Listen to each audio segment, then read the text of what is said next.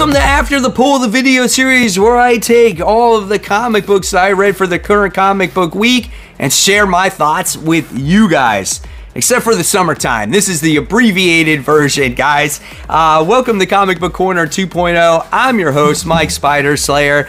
Before we get started, I just gotta give a quick shout out to Mutant Beaver Comics. If you guys love exclusive variant comic book covers, check out mutantbeavercomics.com. They got over 4,000 exclusive variants in their store. They got top-notch customer service, great packaging, guys. And if you use my discount code CORNER10, not only can you save 10%, but you can save 10% on future purchases as well. So guys, check out mutantbeavercomics.com. That link is in the description box below. All right, so let's get started with this week's episode. So I've come to a decision when it comes to After the Pull. During the summertime, I'm going to highlight 6 books each and every week. So the first book that we're going to talk about is Ghost Rider Final Vengeance, issue 4, 28 pages. This book is $4. This one is written by Benjamin Percy. The art is done by Danny Kim. The artwork in this book is just great, guys. I love it. And if you read Benjamin Percy's Ghost Rider series previously, I think you're gonna be in for a fun treat when it comes to this book. I don't think it's too late to go to the comic book shop and check this series out as of right now.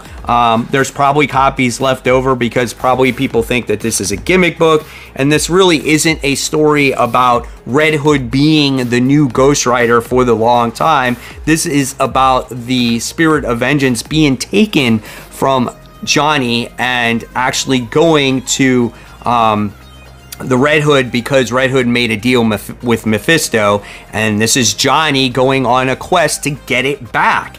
And this whole time, we wind up getting to see Red Hood actually go after these crime bosses in Chicago because he wants to be this crime lord. And we get to see him overtake them all. And it's really a lot of fun to see him do that. And also, he wants to do right by his family. So he's trying to provide the best life for his ex-wife, for his daughter, and it's really cool. And then we wind up getting to see Johnny Blaze and also who the characters in here, Zeb, make plans in order to get the Spirit of Vengeance back. But Johnny also comes up with all other ultimatum about maybe, hey, why not have the Spirit of Vengeance go away once and for all, right? But with Zeb's reasoning, he says it's all about the balance with the dark and the good, and there needs to be some kind of balance there, and Johnny Blaze actually does that really well. This book is a really solid book, guys. Don't take this one for granted. I think you should pick this one up. It's a little bit pretty much the same as issue 3. It's a little bit repetitive, but still very interesting, so I'm going to give this one a solid B. Again, if you love Benjamin Percy's Ghost Rider, I think you would really enjoy this series. Gunslinger Spawn, this is issue 32, 24 pages for the low price of $2.99. The writer here is Todd McFarlane. The art is done by Carlo Barberi. The artwork is always a lot of fun, and I love the facial expressions when it comes to his artwork on the Spawn books. He used to do Spawn, now he switched over to Gunslinger, and Brett Booth does the main Spawn title. The past few issues have been a little slow when it comes to Gunslinger, mainly because, like, the characters don't have powers, so they have to be very cautious on how they fight because one bad move can kill these characters. So again, there's been lack of action. Now, the main plot of the story right now is we've gotten to see Gunslinger try to go after the people that have, you know, tormented his sister, his family in general, and this family line owns this particular bank. And so he goes with his human friend Linda to try to get information.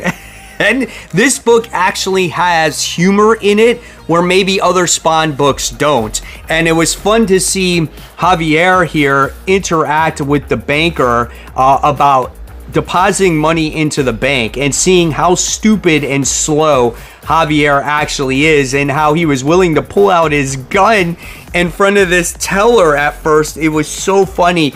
And this Linda character is posing as like his wife and stuff.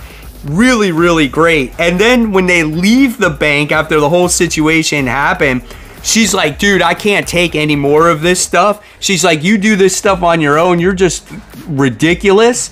And he couldn't figure out how to roll down a window, and he's trying to talk to her when she's outside, and he's like, what? I can't hear you. What? It was just so hilarious, and it's just something that you don't see in a Spawn book. Now, again, when you're looking for action in this particular issue, there's not really that much action until you do get to the end of the book, until Spawn meets this adversary, right?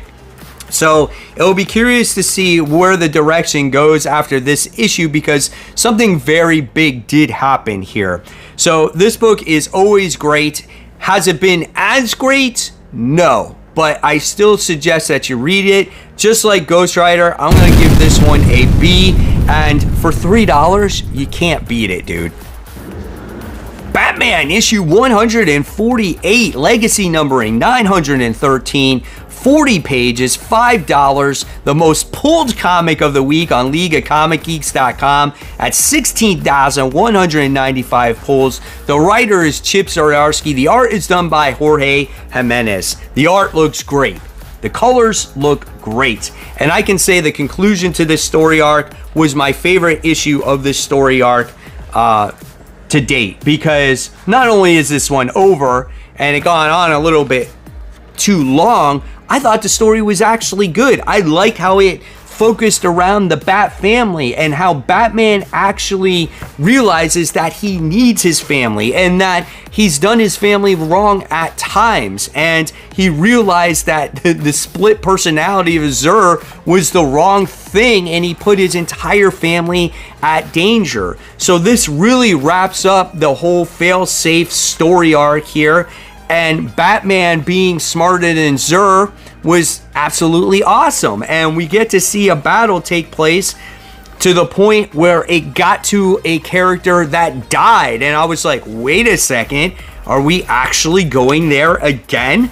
I thought it was brilliant, though. It was just a lot of fun, and I love how Batman sat there and finally got the upper hand on Zur, and the family prevailed. This was just a really great book, touching moment between characters, and now we get to like absolute power. So yeah, this one was solid, man. I'm gonna give this one an A-. I thought this story went on a little bit too long, but the ending was great, and we'll move on and we'll see where this one goes from here. Space Ghost issue 2. This book is 32 pages for the price of $5. The writer here is David Pepose, and the art is done by Jonathan Lau. The art looks really good. I love the way the facial expressions look on the characters, and like Space Ghost is very angry. But what I liked about in this comic book was the history of Space Ghost and kind of like the trauma that he suffered when he was younger when it came to his family.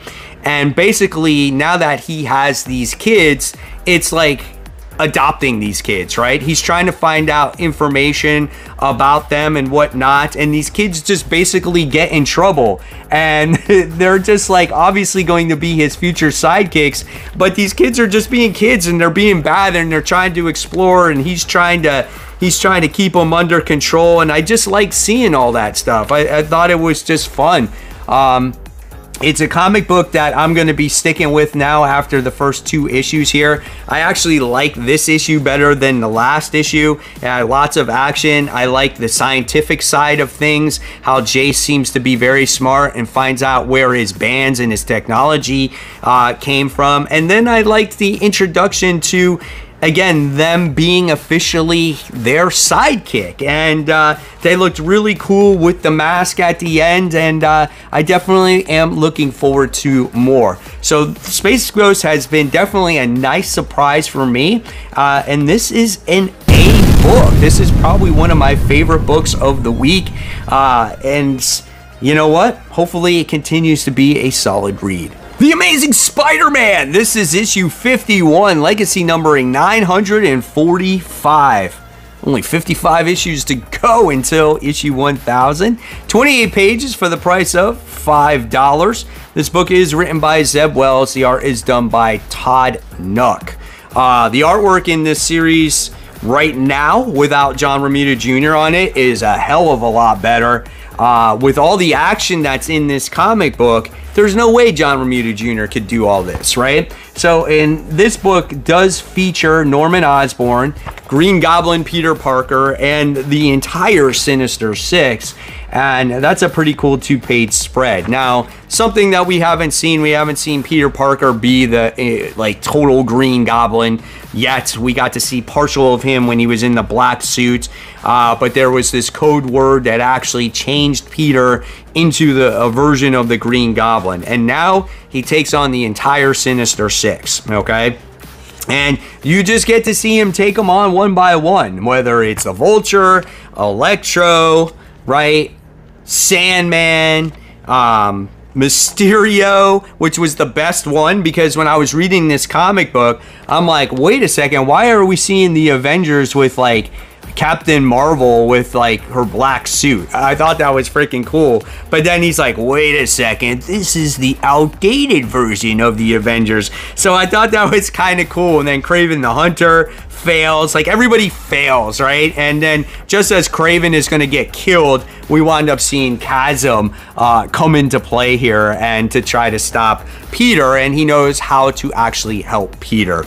This book was fun. This one was enjoyable. This is what I look for in Spider-Man comics. Even though maybe the writing may not be the greatest, it's just a fun action book, and sometimes that's all you need to have a great Spider-Man book. I'm not saying this was great, but it was definitely, again, a step in the right direction, and this is when Zeb Wells tends to do his best. I've said this multiple times, is when he has books that are not connected to any events or any major story, like plot lines, and he comes up kind of with like his own little story. I feel like it's pretty good, and so I like this one. So what am I going to give this one this week? We're going to give it a B+, man.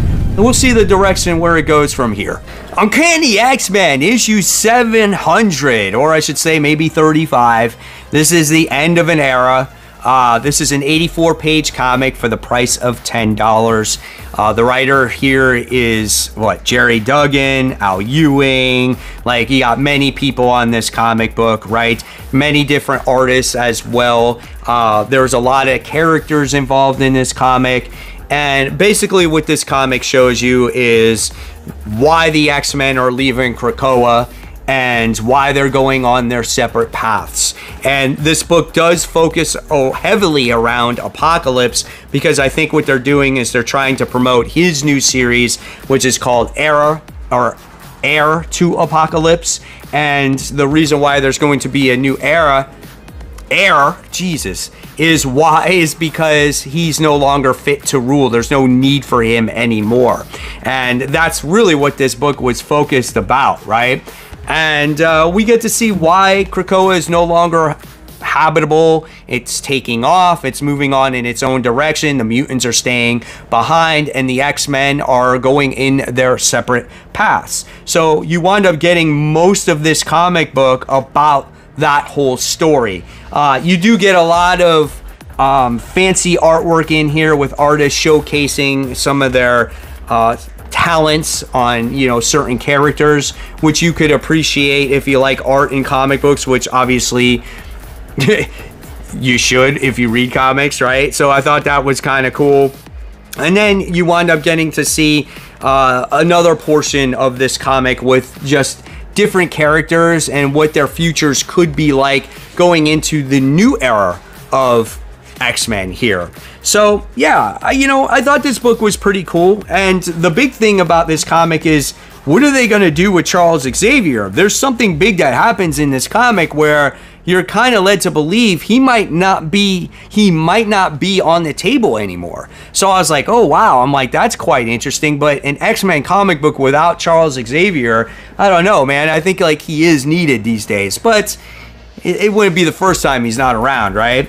So listen, when it comes to the Krakoan age, I thought it started off very strong when Jonathan Hickman was on this book, right? I thought it was very inventive, it was creative, and then it went all in its different directions, right? Now, for a lot of people, younger readers out there, this could be their first introduction to X-Men.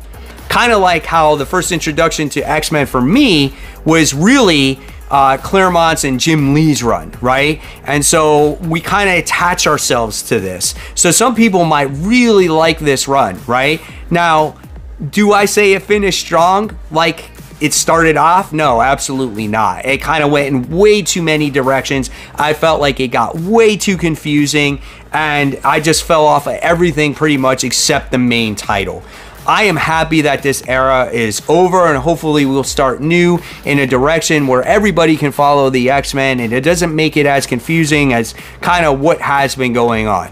I wish there wasn't as many titles being released, but you pick and choose what you want to read, and hopefully it doesn't all cross over to the point where you're going to feel lost when you read this. Because when I read this comic book, there were certain characters in here and certain things that happened that I had no idea what the hell was going on, right? Especially being the last issues of Uncanny X-Men that I read. So at the end of the day, when it comes to this book, it was good to see an end, and it's good to start seeing things anew once again. So I'm going to give this one an average C. It had great artwork, it had some good action. So we'll see what happens with the X-Men going forward, and I'm just happy it's all over, and hopefully we can all enjoy X-Men once again. So there you have it, webheads. There is this week's episode of After the Poll, highlighting some of the bigger books this week. I want to know your comments in the comment section below, and if you like the content, there's more content right here for you to click on. And as always, guys, support the local comic shops. Keep buying, keep collecting, but always remember, read your comics so we can have great comic conversation. Guys, thank you so much for watching. I'll see you real soon. Take care. Bye.